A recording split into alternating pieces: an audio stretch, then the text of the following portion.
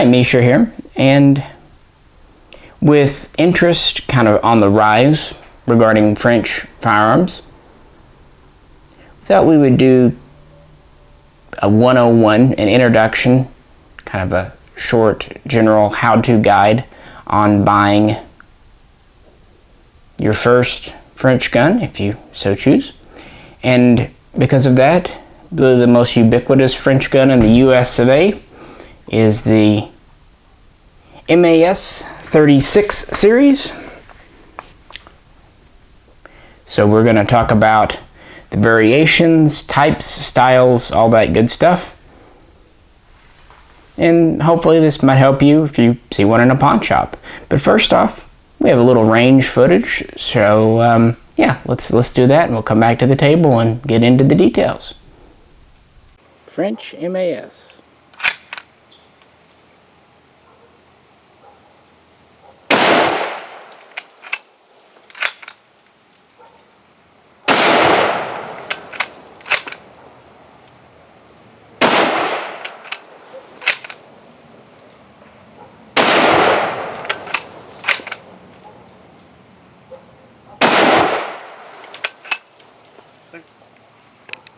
French MAS-36.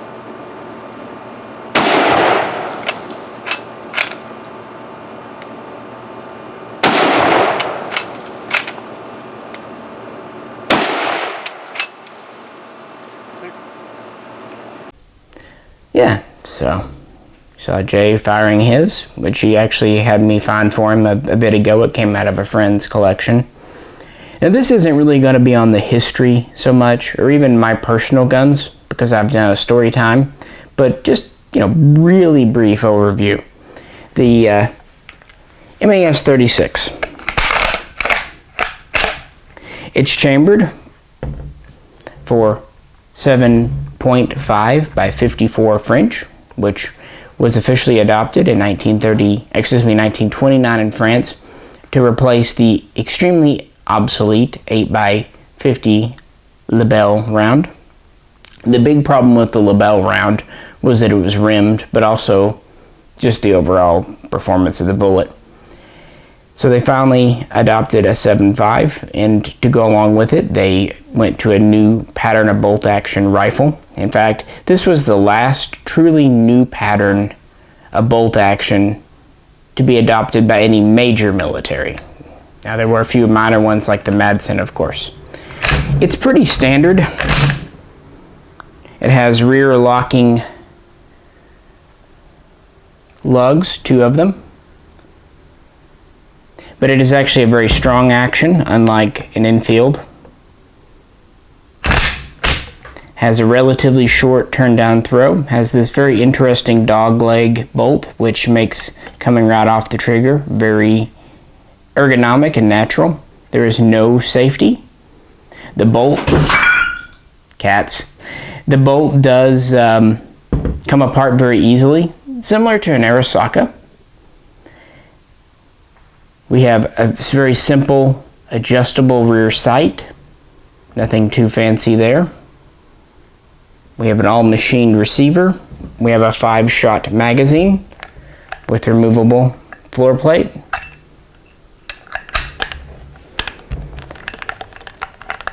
The trigger is not rough, but it is intentionally heavy. Again, military use. 2-piece furniture set. Front sight fixed. Most have a stacking rod. The standard rifle has a barrel just under 22 inches, so making it a short rifle. It also has this pretty unique bayonet. Spike type, cruciform if you will, and you just pull it out. I can do it here on camera, and reverse it. This was done to save on weight and just to, generally speaking, be more efficient. The Lebel used a very similar type of bayonet. And this entered into French service just before World War II and was produced during the German occupation.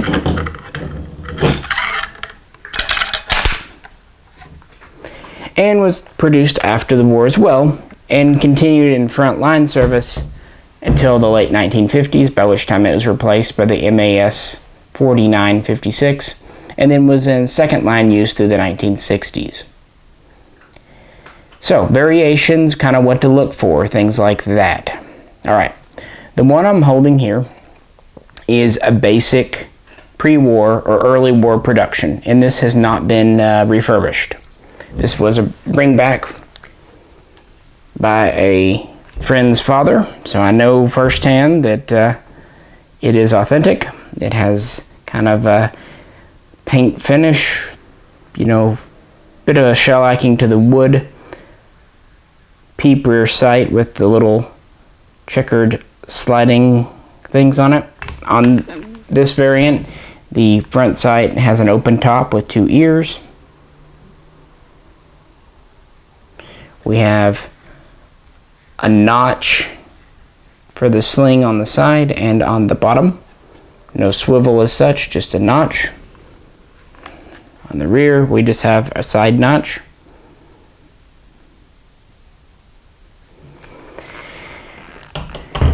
But what you'll more commonly encounter are guns like this. Now this is the grenade launching variant known as the MAS-36-51. It fires standard NATO 22mm grenades.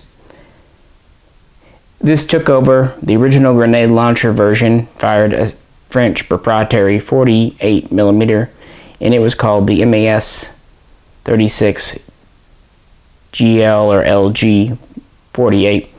But essentially when they went to more NATO standard stuff, they went to this version. We have a shortened stacking rod. Also the bayonet, it's here, but it's this housing is extended and shortened a bit. So that's a little different. It's got this kind of worm wheel on the side for adjusting. We also have a flip up. If I can get it over here, guys. With 2 positions for different use. And you adjust the range for your grenade here. Now the reason I said this is the one you'll more commonly encounter isn't because the grenade launching version is more common than the rifle. The reason I said it, this is a post-war gun, and by that I mean it was either made, in this case it was made after the war, but even a lot of the times you'll see wartime pre-war guns refurbished. What they did, they gave them a phosphate, kind of a more matte finish, and the wood was either replaced or reworked. It has more of a matte finish as well. So you'll see some variations. For example, the slider on the rear sight has been updated. It's much easier to use. It has an actual button now as opposed to just little ridges. And the barrel band here is different. We have no more loop on the bottom, and on the side we actually have a true sling loop now.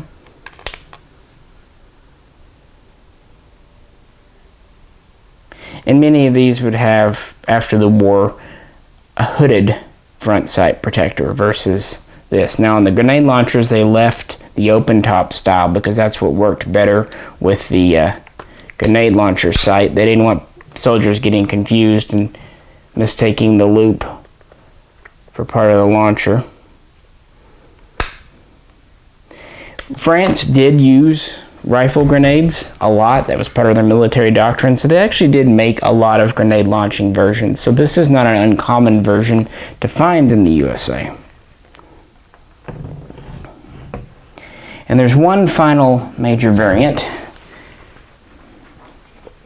the MAS-36 CR-39. This was designed for paratroopers.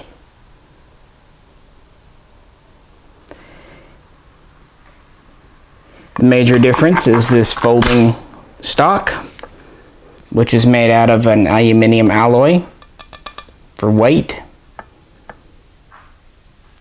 Has this sling that, as you saw, it's on like a seatbelt system. The receiver is also a bit different in the back for the stock, of course. Latch is on this side, very large and hard to miss.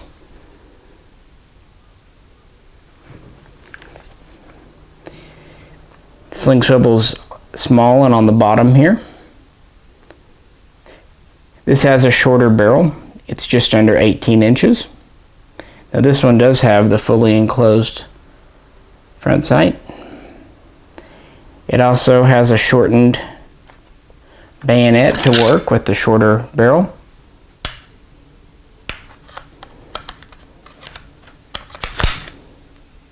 Still cruciform style.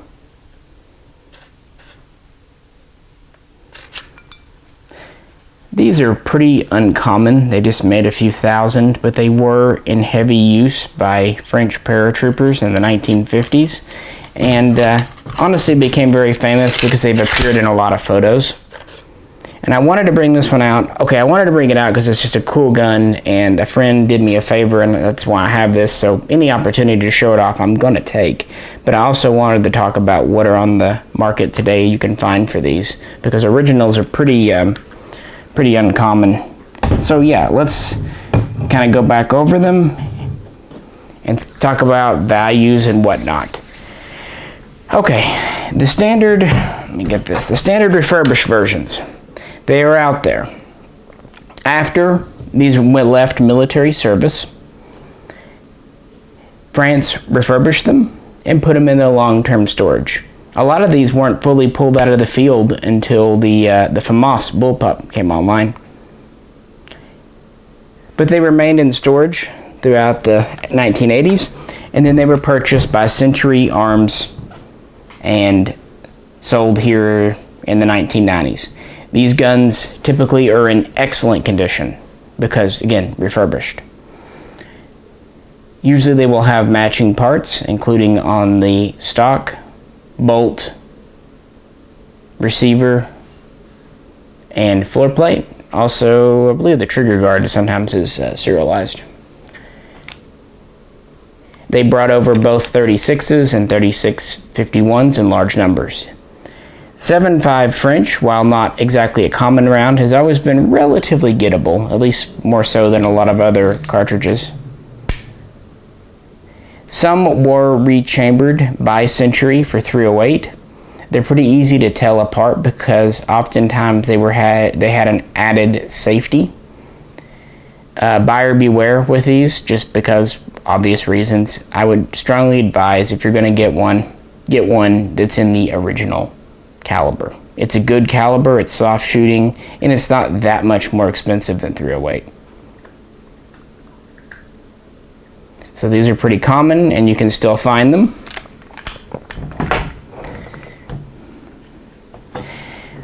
True unrefurbished pre-war or wartime examples are less common, and these will usually not be import marked. Some did come in from other nations aside from France, so maybe not have been refurbished, so just check it out and know the history. But in general, these will be bring back guns like this one.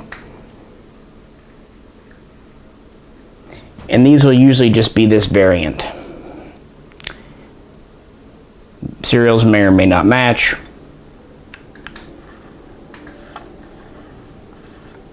And you can usually tell these just by the finish.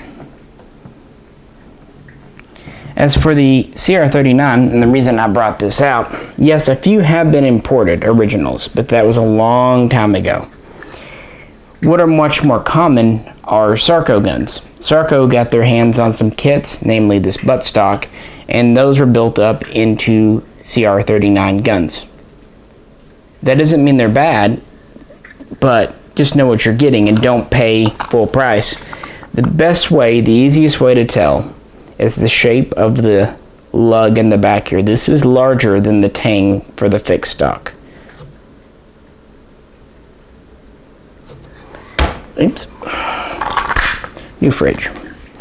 The reason I mention that, if you look Try to avoid that.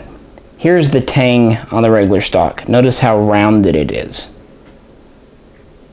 So if you try to modify a fixed stock to a folder, you're going to end up with a round tang back here.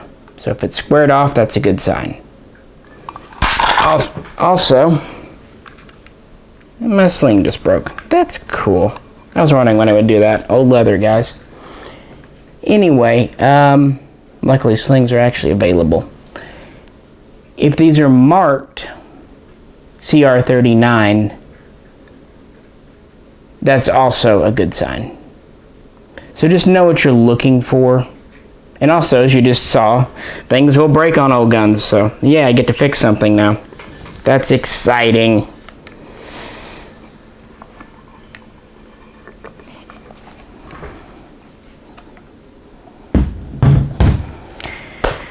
So as far as values, the refurbished guns, you can usually pick up today for about $500. Some of them is $400, but certainly a nice one for $500 or less.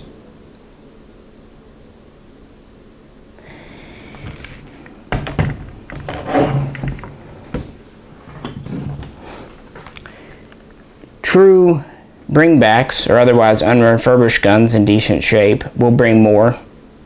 If they're kind of rough, probably about $5. If they're in better shape, $6 and up. Hard to say because there aren't a ton of them out there, and a lot of times value on French guns is a little kind of up to the owners. And CRs, if you find one of the Sarco guns that were put together, they're at least $1,000, probably more. Hard to say. But originals, I can't even say. Very few come up for auction. It's safe to say if you do find an original for under $2,000 at a pawn shop, you need to pick it up. But they're worth more than that because of how few there are.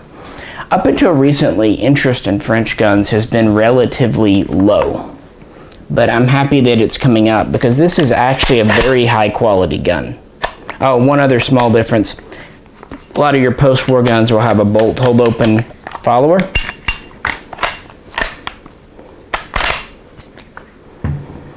Whereas a lot of your earlier guns will not. Oh, and the earlier guns will sometimes have a ribbed trigger for your pleasure, and post-war guns will just have a typical smooth trigger. Again, with refurbishments and whatnot, it's hard to say when things get replaced. It's a very good gun, very strong, very dependable, and a lot of fun to shoot. Relatively light recoiling and all that good stuff. So if you are interested in French guns, I hope this was a good primer. If you guys liked it, maybe we'll do one on the semi-autos, the 49s, 4956s. And if you'd like to know more about the history, you can check out some of our older videos, or just more about how I got each of these. I've got that story time episode. Any questions or comments, please do post them below. And if you could, like, share, and subscribe. This is Misha, and Jan and I both will catch you very soon next time.